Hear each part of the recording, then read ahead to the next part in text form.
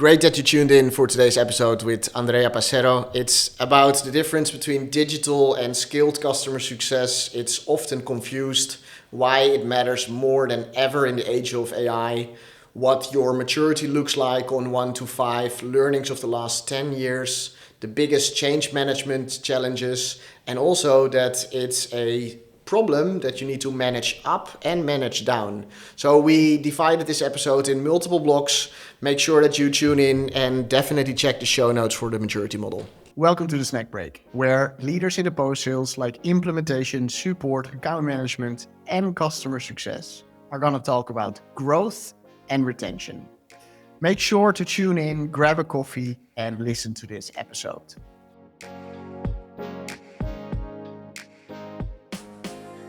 Andrea, welcome. We're going to talk about digital customer success. Why should we listen to you about this topic? I'm Andrea. I've been working in digital customer success now for around 10 years. So while listening to me, I think I have a lot of experience. I work for many companies now, American companies, European companies in the space.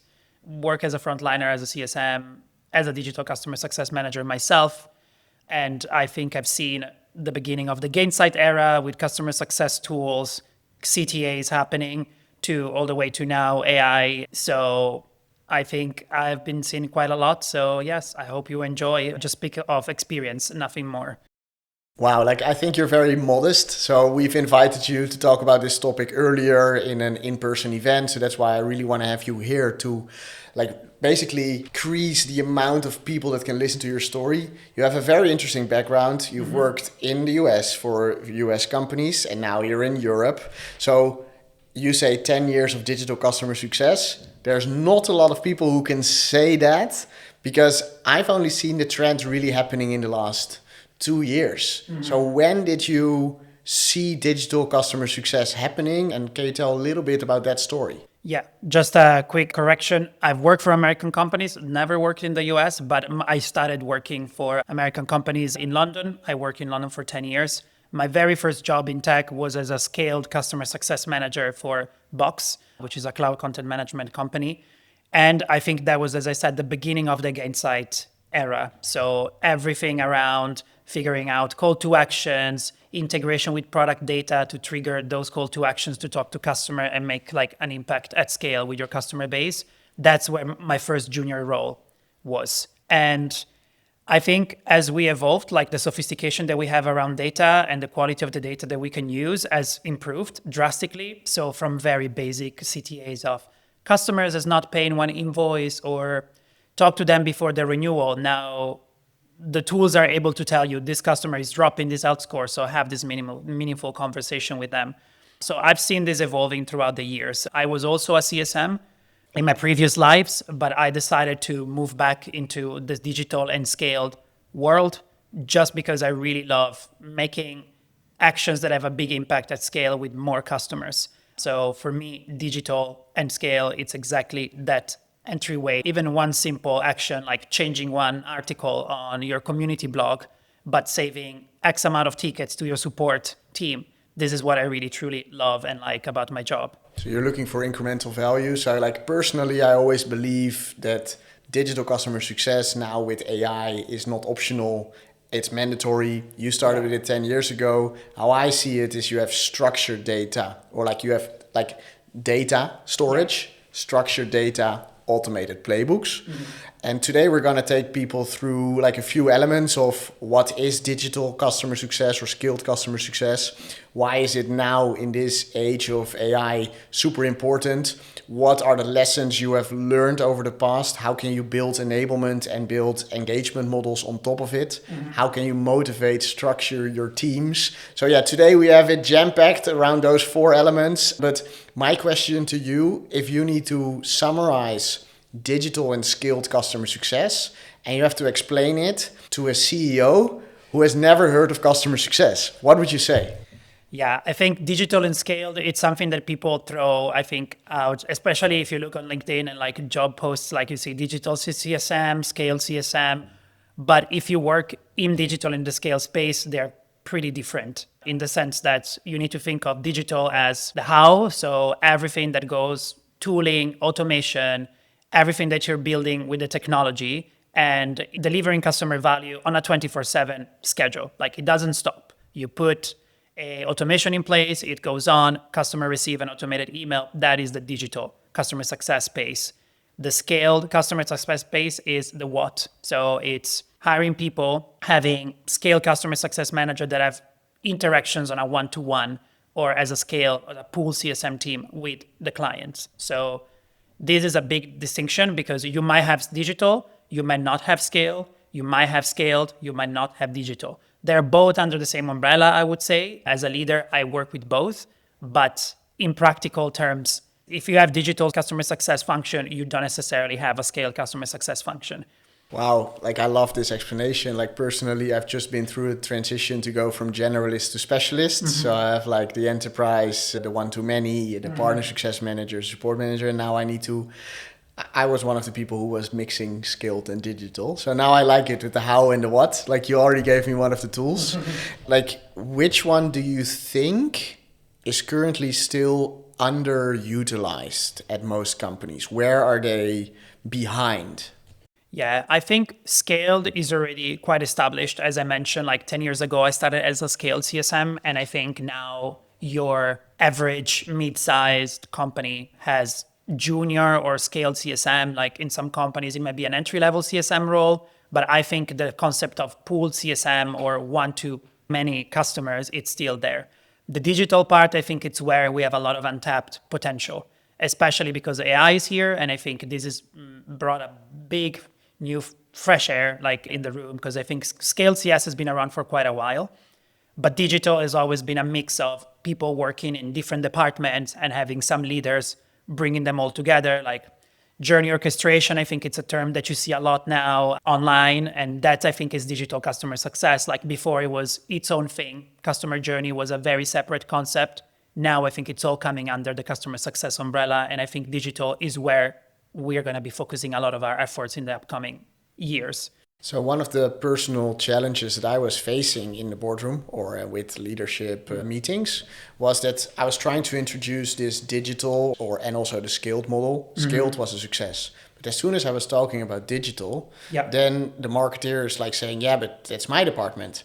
Or product is saying, yeah, but it's like customer experience should be mine. So what is different about a post-sales leader owning the digital customer success or customer experience versus a marketeer or a chief product officer? Like, how do you differentiate that? Yeah, I think like it's an interesting question. And I think it's one of the biggest challenges that I personally have as well in my day-to-day at work. Because of course, as you said, there are so many pieces that are owned historically by different teams. And the job is to bring them all together. If you're lucky enough where you have like a carte blanche and you can just hire people with those skills within your umbrella, easier. But in any case, I always have to do a lot of cross-functional work with all those functions. Why should it sit in digital customer success? I think because customer success understands and knows the customer better. I don't want to discount this on the marketeers or the product team because that's not the case, but I think you own the relationship with the client. You go through so many implementation, you understand what the customer needs, you understand what the customer wants, and I think you're better positioned to maybe recommend or suggest what the journey should look like. And I think with AI now we have an opportunity where I believe that we can own some of the tools or some of the processes that before were very much owned by different teams, emailing system or product specific data that only the data team had. I think now with AI, with things like Claude, you can actually access a lot of this data yourself and make it yours. Yeah, like a little side note on AI, like a lot of companies are now struggling to enable their teams. So we have another episode with Emily where she is really helping enabling AI in your teams. We did some tests. If you ask people what's your confidence score, like people score 2 out of 10, 3 out of 10. So put it on your whiteboard because you need it for digital. Like, do you agree with the statement that marketing is measured by like pipeline and KPI and therefore cannot touch the post-sales journey, and that product is really looking at vision. Where do we need to be in 2 or 3 quarters or 2 or 3 years? And that the digital CS leader is really about the now. How are we protecting and growing the revenue as is? So we're looking at short to midterm. Is that a little bit how this levels on leadership team? Yeah, I think you put it very, very well and very nicely. I mean, at the end of the day, even if I have digital next to my title, I still have to roll up into a CRO, and it still cares about GRR and NRR. So that's what we need to measure, and that's what we are measured and we need to work for. So yes, 100%. Marketing is focused a lot on pipeline generation, new leads, existing leads. Product is focused on building a vision for the company. What are we going to sell in the next quarters? We have to focus on like retaining customer. So I know what is the customer now needing with a specific product feature that might be working, not working, what enablements they need. This is still something that we own as customer success leaders and managers, and it doesn't change for digital. I love the way you put it. And like, just to add some context for the people who are like watching or listening to this show, like how many employees work at your current company and how many people are in the post-sales organization? We have, I would say, around 45 to 50 people in customer success, and the company is like around 500. Yeah. So that adds to the complexity. But like during the show, we try to also add a lot of value for people that live in 10 people organizations. So we want to make sure that we try to give tips and tricks for all different complexity and all different company sizes. But like, I want to go to this next like section where you have created sort of a maturity model to see how are people enabling or embedding digital customer success. Like, how did you build this maturity flow? Yeah, so I've shout out to ValueWise. It's a digital customer success company that provide a lot of material. So I take some of their maturity models and I adjust it to what I believe it's my personal journey in the space. But I use this 5-level maturity model. It's a linear model, meaning like it's not a curve that goes up. And for me, that was super important. That's what I really enjoyed, because it's not a module about sophistication. It's a module about what you can do with what you have and the situations that you are in at the moment. I think we all work in different SaaS company, and if it's SaaS, if it's another tech tool, if it's a B2C, B2B, you have so many different type of product with different requirements and different needs. So I didn't want something that I can only apply to a specific type of SaaS company. With the model that I have or that I'm using, I divided in 5 pillars. Each level maps to what people do you need, what is the data stack that you need, what are the tools that you need, what type of processes you have in your company. And as you move along the journey, you can see that you're maturing and what is next. What do I have to achieve next? Who do I have to talk in my company next to make sure that I can unlock this data point or this new automation? So this is what I normally use, and it is a pretty simple module that covers different aspects. I'm very happy to reshare it, if people will have access to it. They can have a look. It's very thorough. I cannot cover each one of the steps and each one of the metrics because it's a pretty complex one, but I'm very happy to touch on a high level on the very basic level. What do we mean with 5 different levels? So you have manual and ad hoc, you have repeatable, you have aligned, you have strategic, and you have revenue acceleration. Yeah. And in the end, everyone wants to go to revenue acceleration. Of course. From your conversations you had with other leaders, where are most organizations? If I need to make a guess, I think they are now between level 1 and level 2.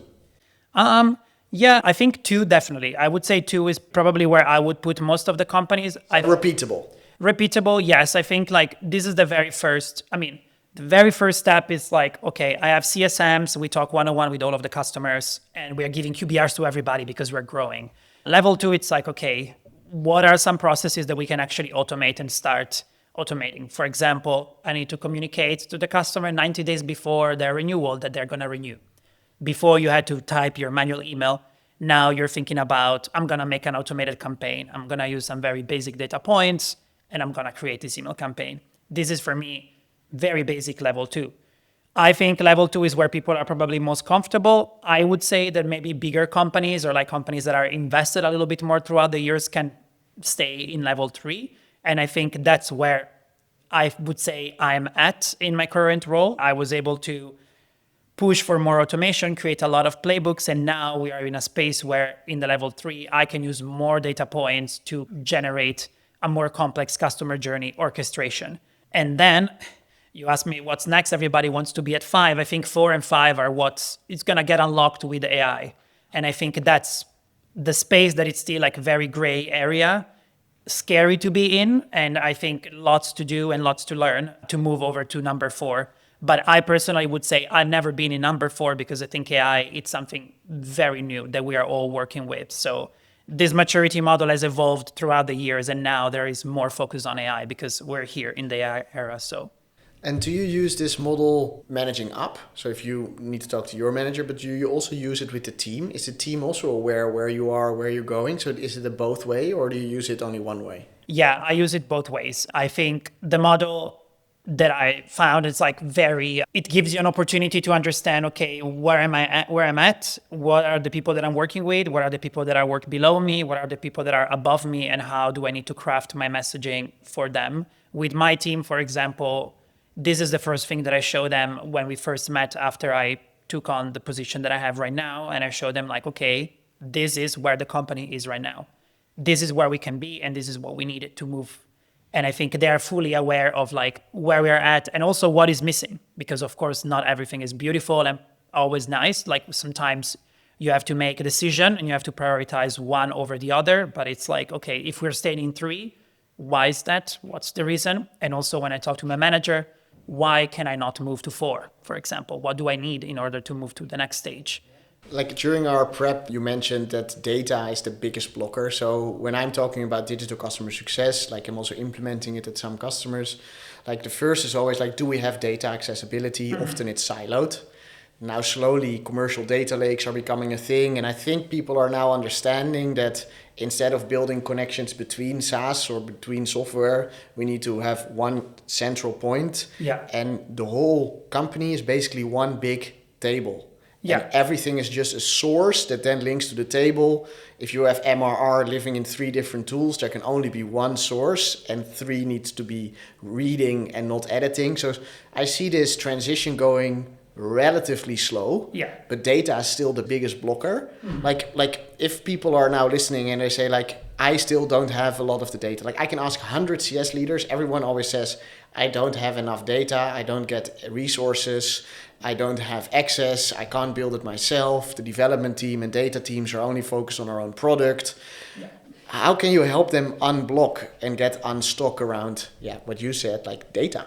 Yeah, data to me is the key blocker, but also is the key like accelerator that is going to make you move through the maturity model that I use. And for me, I think I can use the example of like when I was in level 2, what took me to level 3. I think you always need to talk about money. You need to talk about what is going to be the impact in retention, what is going to be the impact in your NRR if we do this. I spent a lengthy amount of time with our data leadership team, my go-to-market leadership team, and everybody, and show them, if you give me this piece of data, this is what I can do.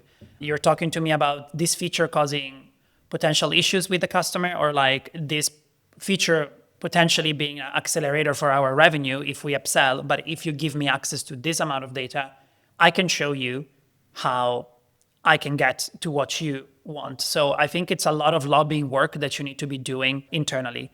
And when I say lobbying, I really mean lobbying, like sitting down with your data leadership team, especially because I understand that it can be also a very uncomfortable place, as you mentioned before, when we say marketing, data, all these different teams, and you're coming in and say, hey, I know what to do with what you're doing.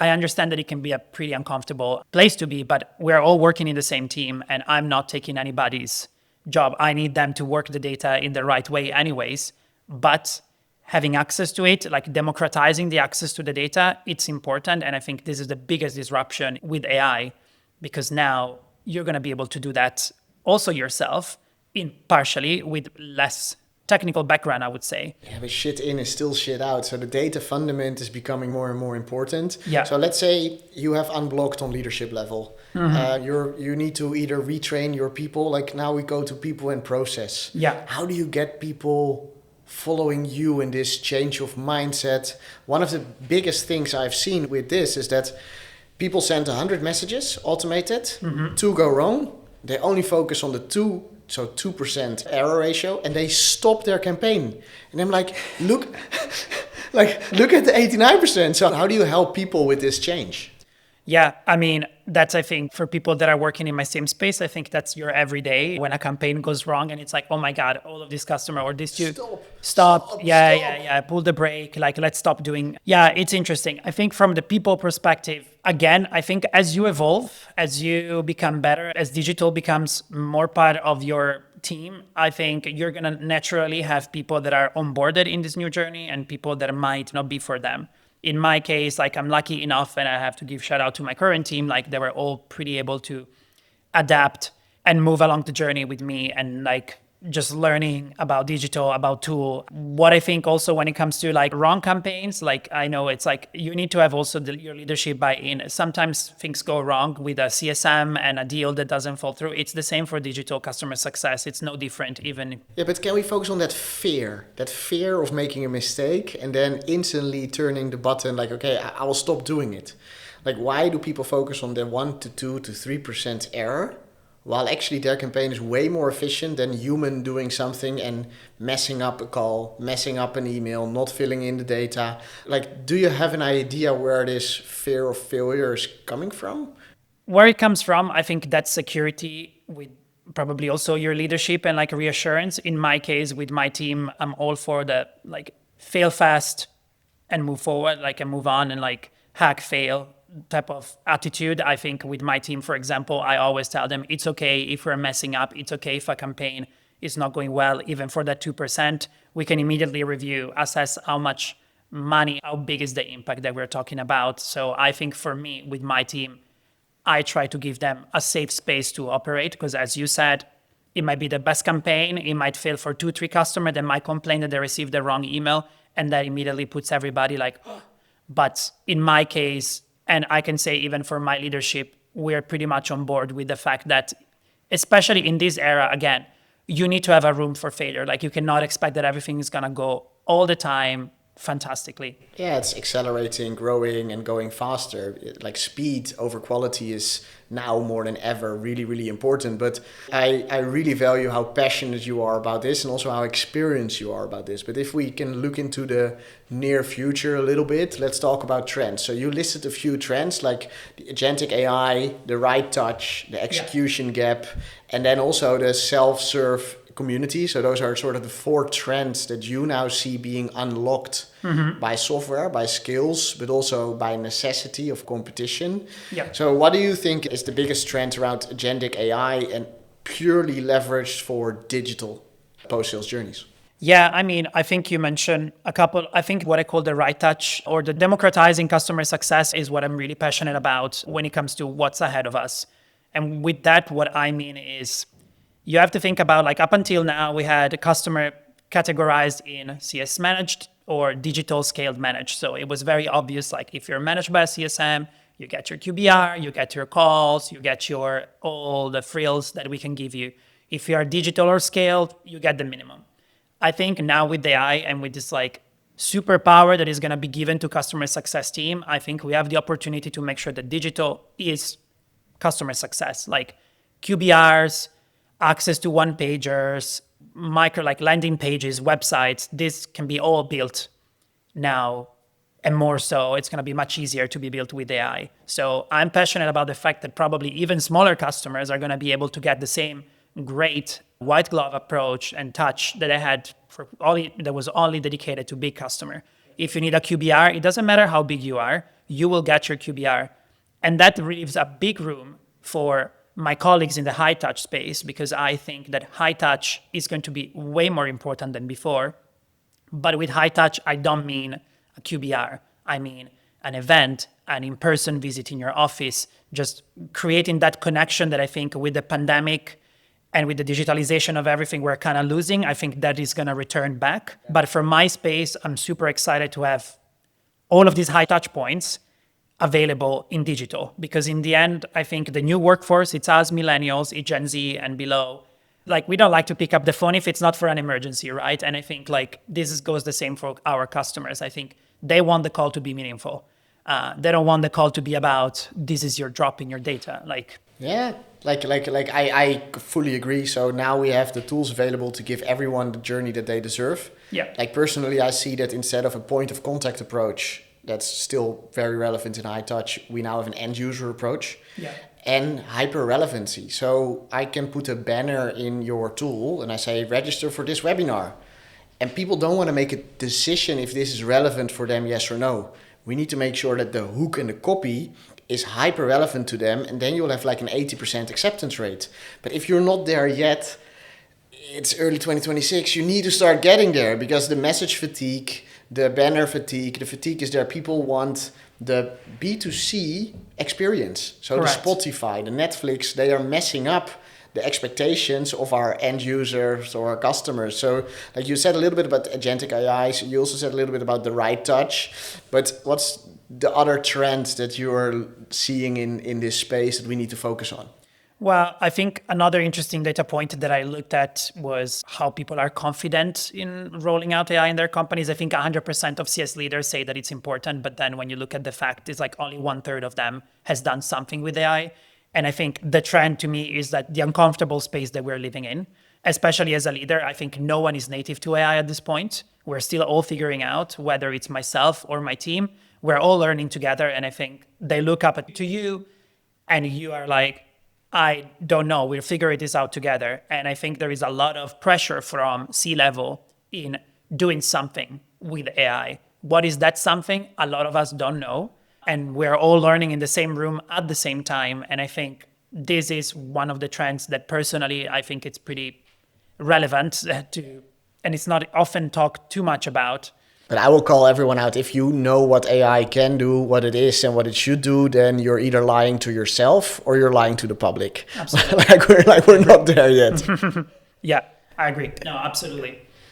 So like when I was talking to Emily, we were talking about like having an AI power hour, having show and tells, learning. I do see that in Europe, governance is a big thing. So we need to make sure that there is governance in place, where some US companies say, I want you to spend as many tokens as possible. I don't care how. In Europe, I see a little bit of a different approach. There is some guardrails, there is some benchmark. Like companies that are now accelerating have a one-pager around governance. Companies that are now like really not accelerating, so plateauing, they have like a governance of 20 pages. I agree. So Yeah. Keep it short and simple. Yeah, I agree. And it depends on, of course, like I think this is one of the other trends that you can find online, like trust in AI. It's big. Like I think a lot of us or a lot of companies are now dumping a lot of information, a lot of data on all of these agents. Can we trust? Are we sure? Like also we are in Europe. What are the regulators saying about it? Like how it's going to look in 1 to 2, 3 years in terms of regulation? Like we're going to go through a little bit of phase of understanding if you're using it in the right way. But I agree with you. I think you're going to start seeing more and more company having hackathon around AIs, or like I was reading online about another colleague that is doing like every month they need to make sure that like there is something shipped by the CS team when it comes to AI ideas. And I think customer success is super well positioned to be one of the leading teams in a company to do something with AI. Because personally speaking, I believe that human touch is never going to go away. I believe that human touch is more important than ever. Correct. So I get approached by a lot of people to train on soft skills now. Because like you've attended all kinds of events, like people, if you're in the office and not at a customer, you're currently missing out. If you're in an office, you should be doing digital, and otherwise you just need to be in person and get FaceTime in. So you also mentioned another trend. So community has been there for, I think, the last 3 to 4 years. Like it's really been on the map for the bigger companies to have like ambassadors, moderators, super users. But what do you think the role of community is going to be in the next year in this digital approach? Yeah, I think like in my case, for example, in our current company, it is a big priority for us because, as we said before, like we can cover with digital the base, like we can cover a lot of the touch point. We will cover more touch points, but human interaction and like the concept of like having customer talking to customer, sharing, talking about the industry that your product is in, it's going to be way more powerful than before. And I think you mentioned before, like webinars. Webinars is another thing that it's really powerful, but we are in an era where attention span, it's very short. Customers might sign up to your webinar just to get the recording later on and listen to it when they're commuting back home. And it's still very relevant, but live, it's much harder to get people to listen to you live for 40 minutes. If you have a community, If you bring them together, then you have the power of them listening to you and listening to your message. So I do think that all in all, human touch, community, these are going to be two key points that we're going to see of this like VIP treatment for your customers, so-called. Exclusivity, VIP, but like the whole, I love to think about snackable content. So yes, you have like a in-person event, then that's a full day. Then you can make 5 or 6 webinars out of that. And then out of those 6 webinars, you can create 30 little snippets. That's how you need to think about your cornerstone content or education or delivery. I agree, people do not register for a 40-minute webinar, but I do see a lot of value in the 20-minute webinars. So I see that if you make it hyper-relevant for one use case or one value milestone, people still want to learn. Because shipping is going faster and faster. Software is easier to produce, so a lot of complexity is added to software. Yeah. People just can't keep up with what can I get out of it and what does it do for me. So like I love your skills and also the way that you look at trends.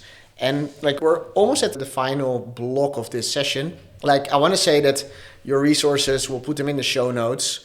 Like what are you currently building? Like what's on top of your whiteboard?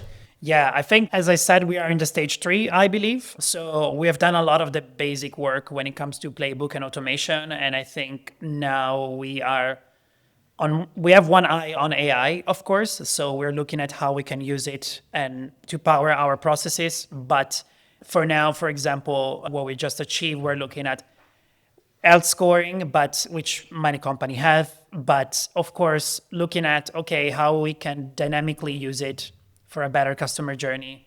How can we integrate it also with AI? How we can create more like risk playbooks with it that are not necessarily implying that I am going to be the person talking to the customer, but what we're doing with our team is starting from, and I have to give all the credit to them, it's starting from, okay, if the customer is going to talk to me, that needs to be really the last resort. So we're looking from that as like, okay, if the human is the last resort in this process, how do we go back? Love that. Human is last resort. This is how we're starting, because we know that a lot of the issues that we might see or the opportunities that we might see is because the customer has not taken enough time to do something with our product. So we're starting from that and go backwards. So our philosophy, it's like human is going to be the very last resort, which we will offer and we will give to the customer, because ultimately that can be the way that it solves the problem. But before, how can we dynamically use all this customer orchestration to make sure that they get to the point that we want?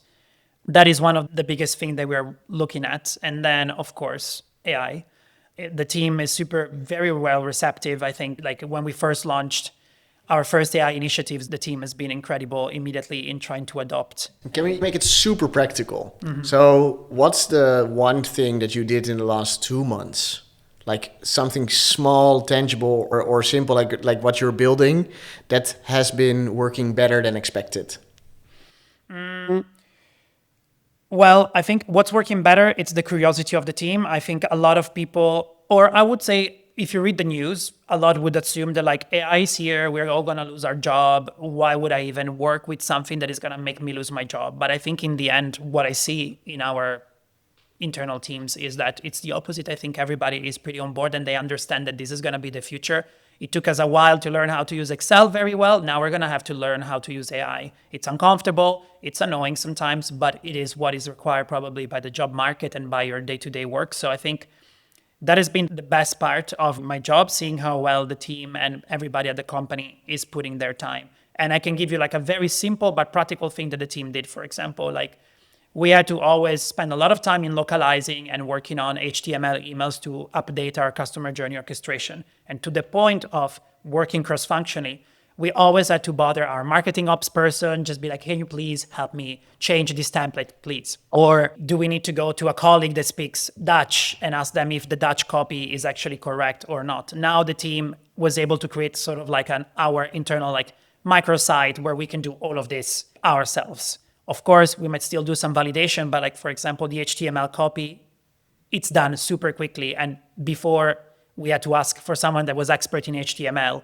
Now you can just do it yourself. Anyone in the team can do it. And this has saved us a lot of hours already of work. So I think the next 12 months, it's really there for the builders and not for the executors. Yeah, I agree. It's well put. I really like it.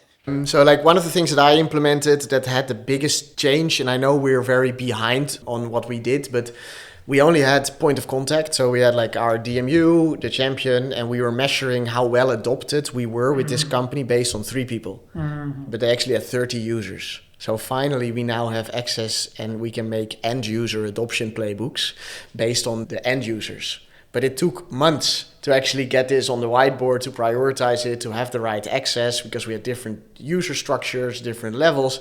But like this was the biggest thing of the last month that I just want to share. Like finally, we could have an end user, like campaign or end user and end user customer journey. That's great. And I think like for many people that this might think, oh, it's obvious. Of course you have an end user journey. But then when you work at a company, you need to start unlocking all of these data points and you need to do the work. And it doesn't come in 3 seconds, you need to spend some time. And I think now, to your point, I think we're going to see this time spent into unlocking opportunities reduced because of AI, in my opinion. Yeah. How can we go faster? That's the biggest question that I'm constantly trying to solve with the CEOs I'm talking to. Like, I always like to end this question. So I believe customer success as a terminology or as a job title is not going to survive the next 6 years. My prediction is that the philosophy of customer success is going to stay, but we might turn back to account managers, just how I see that they are not adopting the term. Do you think digital customer success is going to survive? I think as a digital customer success, probably not, but I do think that it's going to become your baseline, your operation of your account management or customer success team, depending on how it's going to call. So I don't think there is going to be a clear distinction of this is digital and this is customer success. I think you're going to have, this is the digital approach to take care of all of your customers with people doing this orchestration work. And then you will have the account manager in person that are going to work with the accounts. So I loved your opening statement when you were giving a presentation where you said like digital customer success is not a nice to have anymore, it's a must have and it's a foundational level. I hope that in this podcast we can inspire people to either start or continue what they're doing, but get going. So what do you think is going to define great customer success in the AI era? And also, what do you think is the biggest risk in this adoption? What would define great AI era? I think, as I mentioned before, it's the human interaction. I think we have a big opportunity for CS to be at the forefront of AI adoption. And I truly, genuinely believe that it's going to make CS even more powerful than before. I don't think that this is going to disrupt because customers will want to have human interaction. You will need a salesperson to visit the customer. For now, we're here. Humans are here. So we need human interaction. And I think AI is going to even more so make customer success truly a customer facing even more than before function. In terms of risks, or I would say pitfall, yes, in general, I think things are moving so fast. Keeping up, it's very tough as a leader, as an individual contributor. And I think companies will need to create some space for learning and breathing AI because I am changing diapers, I'm preparing dinner, I'm taking care of my family, and then I have maybe 30 minutes to do an AI course, and then I feel like, okay, I got this, I understood how this works, and then after 1 week, they release something new, and it completely changes. So I think it's going to be very tough as humans to keep up with this pace. Yeah, my biggest recommendation for people is to read books on change management, either internal or external or for yourself. Like my iceberg is melting, they moved my cheese. Please get familiar with change management because that can solve that fear. Personally, I also believe that instead of thinking in job titles, work is now project-based. Like you're there's a problem, you solve it, maybe 2 years, maybe 3 years. Afterwards, either there's another problem in this company or there's a problem at another company. I don't see those 50 years engagement anymore in the same role. I see that it's being shorter. People are becoming change managers, consultants, project managers. And I think this is a great opportunity. Like if you can inspire leaders that are listening to this, what's the one thing they should do after like finishing this recording or tomorrow? Yeah, well, I think when you have access to the maturity model, look at it, think about where you are, where you're at, and what do you need to move, or what do you need to feel comfortable even where you're at? Because maybe your company is not asking you to move to 3 or to 4 or to 5, but are you comfortable where you are in that position, and what do you need in terms of tools? And cross-functional people. Like, I would always recommend that if you're in the digital space, but even if you are like a head of CS or a leader in customer success, think about what you're liking and who is owning it. Talk to them, sit down, look if the customer journey, end user, or like admin journey makes sense. And what data do you need access to improve it? I know it was not one thing, but I think overall is look at the maturity model, sit down, map out what you need, and talk to people in your company. Because I'm sure that most of the stuff that you need, you don't own them. Love it. So my 2 cents are, don't wait until it's perfect. Start with learning, improving, scaling. But the one thing I want to like share with people, start somewhere. Start. Create a safe environment for people to also play around, because that's what it's going to be asked for to anybody. Like, play around, figure it out. Thank you, Andrea. Like, how can people reach out to you if they have questions around your model or your vision or your expertise on this? You can reach out to me via LinkedIn, DM me, send me a message. I will be happy to respond to you. Send me an email. Everything is on LinkedIn. So absolutely, like, I'm here to help you all. And thank you so much for having me.